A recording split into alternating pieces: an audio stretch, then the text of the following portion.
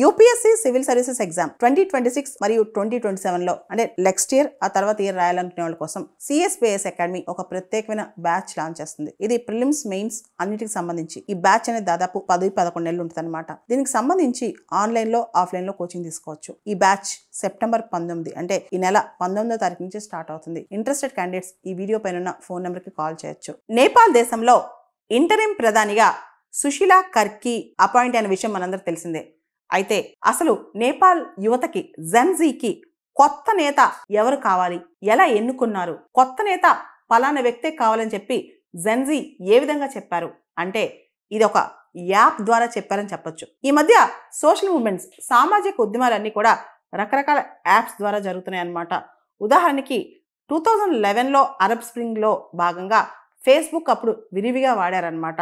అదేవిధంగా రెడిట్ కావచ్చు, టెలిగ్రామ్ కావచ్చు, ఇలా చాలా యాప్స్ని ఈ మధ్య సోషల్ మూవ్మెంట్స్ కోసం వాడుతున్నారనమాట. అంటే పాత రోజుల్లో గాంధీ గారి స్వతంత్రం తేవడానికి ఆయన పర్సనల్గా తిరిగి దేశం అంతా ఎంటూర్ చేశారనమాట. కానీ ఇప్పుడు అలా కాదు.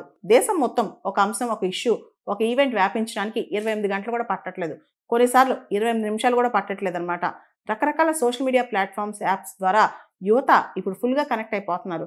ఎవరు రోడ్ల మీదకి రావాల్సిన అవసరం లేకుండానే యాప్స్ ద్వారా కనెక్ట్ అయిపోయి ఒక ఉద్యమాన్ని నడుపుతున్నారు. అయితే ఈ నేపాల్ జెన్జీ ప్రొటెస్ట్లో చాలా కీలక పాత్ర పోషించింది ఒక స్పెషల్ యాప్, అదే డిస్కార్డ్ యాప్ అనమాట. ఈ డిస్కార్డ్ యాప్ అనేది దాదాపు 10 సంవత్సరాల క్రితం ఒక గేమింగ్ యాప్లా అవతరించింది. ఈ యాప్ ద్వారా గేమ్ నుంచి బయటకు రాకుండానంటే ఆట విడవకుండానే మధ్యలో కమ్యూనికేట్ చేసుకుంటూ ఉండొచ్చు అనమాట. స్లోగా ఈ డిస్కార్డ్ యాప్కి పాపులారిటీ పెరిగిపోయింది. దీనిలో మిలియన్స్ సబ్స్క్రైబర్స్ వచ్చారనమాట. ఒకటేసారి 5 లక్షల మంది యాక్టివ్గా ఉండి దీనిలో మాట్లాడుకుంటూ ఉండొచ్చు. అయితే నేపాల్ యువత అంతా కూడా వాళ్ళకి కొత్త నేతగా ఎవరు కావాలి, నేపాల్ని ఎవరు రూల్ చేయాలనే దాని మీద ఈ యాప్ ద్వారా తమ మనోభావాలను వ్యక్తం చేశారనమాట. బలేంద్ర షా కావాలా, కుల్మాన్ గీసింగ్ కావాలా, లేదా సుశీలా కర్కి కావాలా, ఎవరు కావాలి అని చెప్పి ఈ యాప్ ద్వారా వాళ్ళు నిర్ణయం చెప్పారు. అయితే ఈ యాప్లో అడ్రస్ రాదు, అంటే ఏ ప్రాంతం నుంచి వాళ్ళు ఈ యాప్ని వాడారనేది తెలియదు అనమాట. నేపాలీస్ అంటే నేపాల్ బయట ఉన్న నేపాలీస్ కూడా దీన్ని వాడచ్చు. దాంతోపాటు ఈ యాప్లో మన ఇన్స్టాగ్రామ్, ఫేస్బుక్ లాగా ఎండ్లెస్ కంటెంట్ ఉండదు. దానిలో క్వశ్చన్ ఆన్సర్ మాత్రమే ఉంటుంది అనమాట. రకరకాల స్క్రోల్ చేసే కంటెంట్ ఎక్కువ కనిపించదు దీనిలో.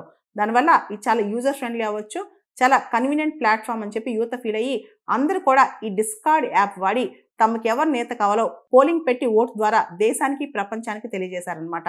బేసికల్గా ఈ డిస్కార్డ్ యాప్ అనేది చాలా సింపుల్ యాప్ అనమాట. ఇది video sharing, audio sharing, screen sharing అన్ని సర్వీసులు ఇస్తుంది అనమాట. అండ్ ఆడే గేమ్ వదలకుండానే ఈ యాప్లో కమ్యూనికేట్ చేసుకోవచ్చు. ముఖ్యంగా కోవిడ్ టైంలో జెన్జీ ఈ డిస్కార్డ్ యాప్ని ఎక్కువ వాడారనమాట. రకరకాల టాపిక్స్ డిస్కస్ చేసుకోవడానికి, పోల్స్ పెట్టుకోవడానికి ఎక్కువగా వాడారనమాట. అయితే ఎవరైతే నేపాలీ జెన్జీ ఉన్నారో, టెక్ సావీ పీపుల్ ఉన్నారో వాళ్ళందరూ కూడా యూత్ అగెనిస్ట్ కరప్షన్ అని చెప్పి ఒక హ్యాష్ ట్యాగ్, ఒక ట్యాగ్ లైన్ పెట్టుకుని సోషల్ మీడియా ప్లాట్ఫామ్స్ ద్వారా పోరాడారు. అలాంటి ప్లాట్ఫామ్స్లో డిస్కార్డ్ కీలక పాత్ర పోషించిందనమాట. దాదాపు 1,00,000 నేపాలీ యువత ఈ డిస్కార్డ్ యాప్ వాడి వాళ్ళ అభిప్రాయం వెల్లడించారని చెప్తున్నారనమాట. ఈ డిస్కార్డ్ యాప్ అనేది చాలా కన్వీనియంట్, కంఫర్టబుల్ యాప్ కాబట్టి యువత చాలా మంది దీనికి అట్రాక్ట్ అయ్యారంట.